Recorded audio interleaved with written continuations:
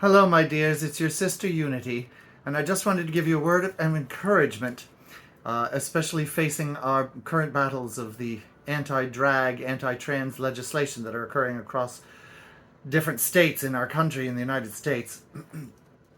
Remember that we've been here before, and we fought, and we've gotten so far.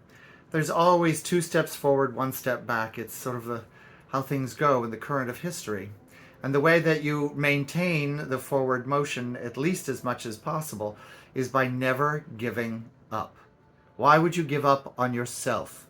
You are valuable. You are tremendously creative. You have a strong heart. You believe in goodness. You believe in kindness. You believe in truth. You believe in being real.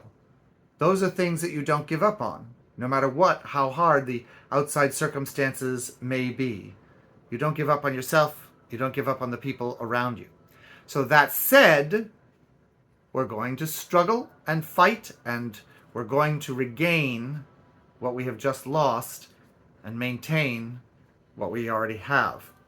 And to that end, there are a lot of people. If you're like, okay, I hear you, Sister Unity, I believe in the cause, but like, what do I do? I'm just a person. I'm just a transgender person in suburbia, or I'm a lesbian, or a gay person, or a bi person, or an asex, or an intersex person living in this city or that city. I don't know how to connect. I don't know where to go.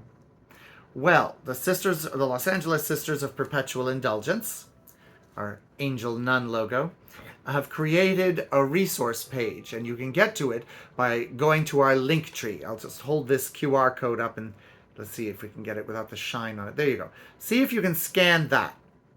And if you can't, then you can go to ladragnuns.org, O-R-G, LADRAGNUNS, period, O-R-G, ladragnuns.org, or just go to lasisters.org. It's our old URL, and it'll redirect to the new one. That's our website. And then you look for the resources tab, and you look for the trans and drag legislation tab on that drop-down menu, and click on that page. It says resources for the trans and drag activism. And then there'll be a lot of resources of organizations like the ACLU, which has a drag legislation, an anti-drag legislation department that they're now raising money to fight the legal battles in these states against these preposterous pieces of legislation. And there's Trans Latina Coalition here in Los Angeles, and there are trans and drag organizations and civil rights organizations and LGBT organizations all across the country that are taking up this fight. And you can donate money, you can donate time, you can volunteer, and even if you're just kind of an individualist and you just want to do things from the safety of your own home, you can certainly make noise. Always vote, and always make noise. Talk to people around you. Go on your social media and post support for transgender people, and post support for drag artists, post support for queer people, post support for intersex people, for lesbians, for gay people, for bi people. Remember that there are bi people, and remember to help their visibility, because that's something that society likes to wipe away from our consciousness. All of these things you can do by being vocal about it in your social media. Just write supportive things. It doesn't have to be like, hey, fight! It can be, but you can also write something joyful. In fact, it's harder to erase joyful things, joyful statements of support, than it is righteous, angry statements of support. Because if you do the righteous anger thing, it does have power, and people sometimes do need to be, organizations, and need to be sort of not wrapped on the knuckles sometimes with your righteous anger. But in one-to-one debates with people who are thoroughly convinced of that this anti-drag and anti-trans legislation is for good reasons, anger doesn't always get through to them. But joy and laughter sometimes can. It can disarm people. It can chill them out of their militant thinking and allow them to relax just enough to think of things like live and let live. Do you remember, any of you who are old enough, remember how the struggle for civil rights and the the gay and lesbian struggle we had in the 70s and 80s. Do you remember when society kind of settled into this statement, this belief, this ethos on a national level of, well, okay, we disagree, but you know what?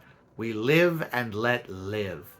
I wonder where that went. I know people who wanted to gain power and run for office and gain power in office erased it by agitating against people's prejudices.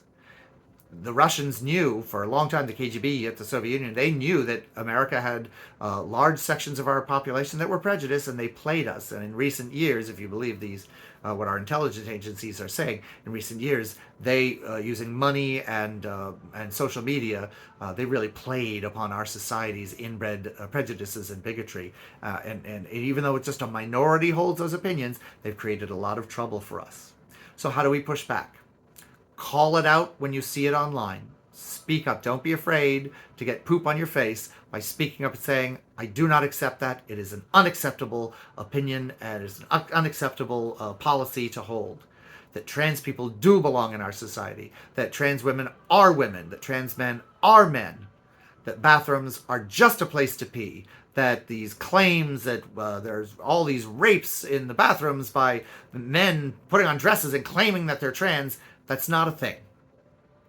No stats for that. There's like one example in like the last 20 years, or the instance of that compared to the instances of actual rapists and doing nefarious things on their own without having to claim that they're trans are astronomical. We can stop violence without having to point a finger and blame vulnerable communities like drag people and transgender people. And the whole claim about the groomers thing, we all know that that is a lie that is used to stir up a conservative base for people running for office. The conservative think tanks thought that one up because they thought it was a wedge issue that they could use. And yet, you look at the over 120 people arrested in the United States for child pornography and child molestation and childhood sexual assault, and they are all pastors, ministers, priests, conservative politicians, law enforcement. It's abundant. You just look at my Twitter feed, you'll see all the instances where I repost them. But also do remember to vote. If you're not registered to vote in California or any state, you can use our QR code because our Linktree also has a page where you can register to vote, or a page where you can find where your state will allow you to register to vote. It is imperative. If you are 18 years old or older, it is imperative that you vote. Our very existence is on the line this time. So there's a lot of resources for you. Please know that I've got your back. I'm here, I'm struggling, and I want you to put in the effort and volunteer and do whatever you can to push back and to make room for people to be who they are as they are. Nature, the divine, the transcendent deity, whatever form they may take for you, has created a world filled with diversity, in which male penguins couple up for life and raise baby penguins, in which male and female lions boink each other regularly, in which some people dress up like drag nuns. It's a colorful, colorful diversity. And if you allow yourself to take the time and do the reading and don't just stick to one source of information, you will find all of the scientific research that shows that this diversity is actually much healthier for species. I'll make another video about that. If you have any questions, if you need more resources, please feel free to get in touch. This is our lives. We are not giving up on each other. We are not giving up on each other, on ourselves. We will fight with joy.